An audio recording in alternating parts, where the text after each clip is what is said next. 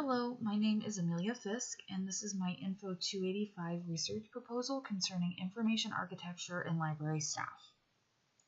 To begin, let's define what information architecture, IA, is. According to the usability.gov, which is a site managed by the Digital Communications Commission of the U.S. Department of Health and Human Services Division, information architecture focuses on organizing, structuring, and labeling content in an effective and sustainable way. You can think of IA a lot like building architecture. It's how things are structured online to best disseminate and the best way to organize information for users so that they can find what they need effectively and efficiently. So how does IA affect the library?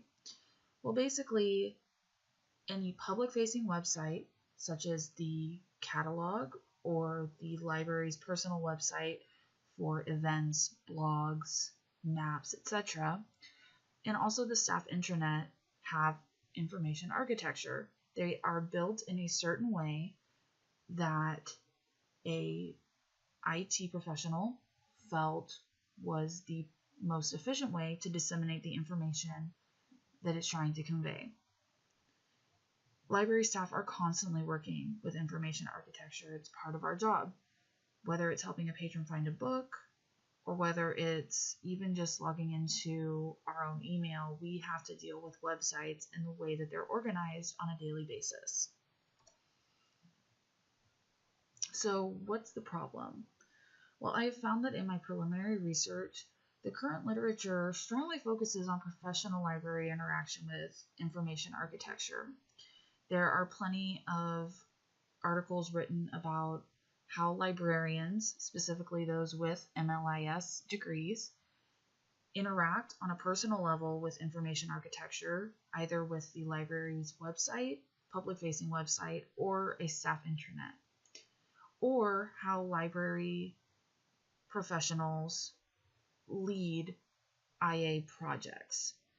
However, there is a huge gap where information architecture pertains to vocational or paraprofessional library staff. It's something that everybody interacts with, so why is it that only librarians are written about in conjunction with IA? My research proposal is about how all levels of staff interact with information architecture projects. I am curious to know how getting a lower level staff's perspective on the way that a website is organized will change the results of a project. And I'm also curious to see how involving those vocational and paraprofessional staff may incite them to further their education or their careers. My study would be a qualitative mixed method research that relies on survey data and ethnographic observation. In the preliminary study, I would only sample 2 or 3 different libraries, and participants in each library would be split into 2 teams, one consisting entirely of professional librarians, while the other would be a mix of professional, paraprofessional, and vocational staff. This way I could compare the results of how an entirely librarian team approached and solved an IA problem versus how a mixed staff came and attacked the same problem. It would also give me insight into how professionals and paraprofessionals and vocational staff work together. Would the professional staff just automatically take the lead, or would they allow paraprofessional and vocational staff to perhaps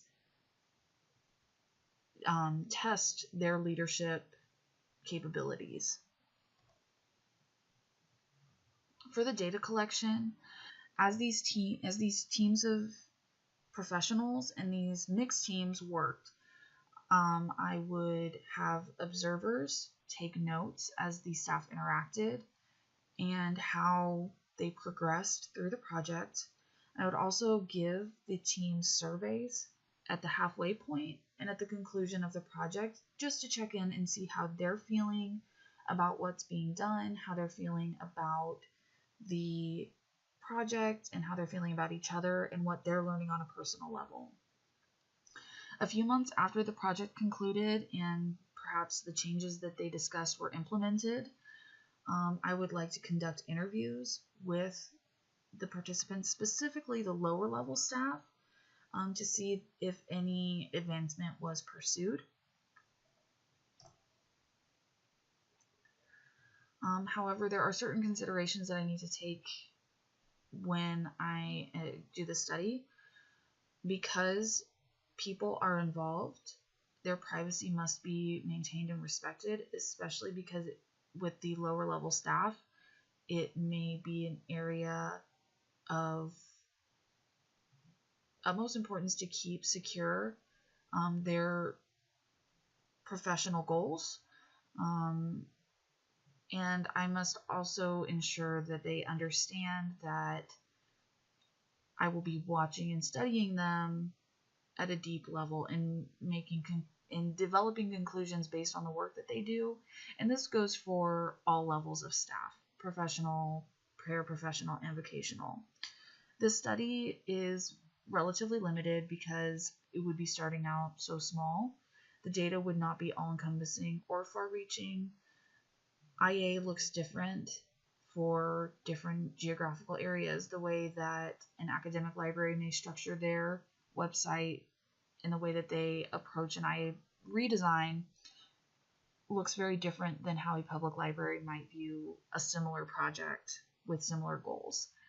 So I definitely want to highlight that that is a limitation. There's also a chance that the staff will not benefit from this experience. They may really dislike this kind of work. And that is something that I need to consider.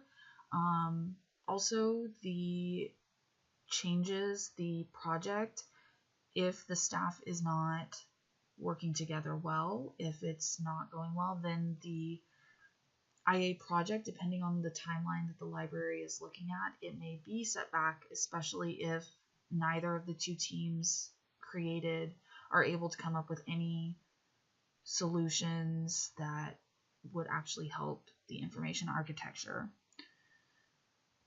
Also, I need to address the fact that using surveys and interviews and observation really can only give so much interview. Surveys and interviews especially are dependent upon the participants, and if they are in a bad mood the day that I give a survey, that very well could skew my results. Likewise, observation done by a third party is as objective as it can be. However, we all come in with a certain amount of bias when we are looking at a project. So I would certainly attempt to keep my observers. I would not let them know which group was which. I would not tell them that, this group was the all professional group and the other was the mixed group. However, there could be some amount of bias, just based on the way that the staff interact with each other, the way that they come up with ideas. So I am aware that those are definitely limitations to this study. However, it's just meant to be a small taste of further research that could be done regarding all levels of library staff and information architecture. And that's really what this is all about. This research proposal is meant to begin to bridge a gap in the current literature. I would also like to see how it could potentially inspire lower level library staff to personal advancement, whether that's through encouraging more education for the vocational or paraprofessional staff that may only have a high school degree or a 2-year degree, or potentially even inspiring somebody with a 4-year degree to pursue grad school. I'd be interested in seeing if that happens. I'd also be interested in seeing if getting a taste of higher level projects would potentially inspire them to pursue job advancement either within the library or even with moving outside of the library's walls into other public service positions. So to conclude, I just want to say that information architecture is crucial. We work with it on a day-to-day basis, whether we are shelvers or the directors of libraries. We work with websites that are meant to put users in contact with information they need. In information architecture, there is knowledge that relying solely on a librarian's perspective to design a website is dangerous because librarians have a certain vocabulary, they have a certain way to think things through and logical reasons for why they would organize things the way they do, which is why in information architecture best practices, there's a lot of user experience research done. I believe that by looking at vocational and paraprofessional staff, that is a very close second to that user experience because they are not professional librarians. They do not necessarily approach it the same way that somebody with an MLIS would. I also am hoping that a study that shows that involving lower level staff in higher level projects with guidance and with professional coworkers could empower and encourage self-advancement. Thank you for listening to my presentation, and thank you.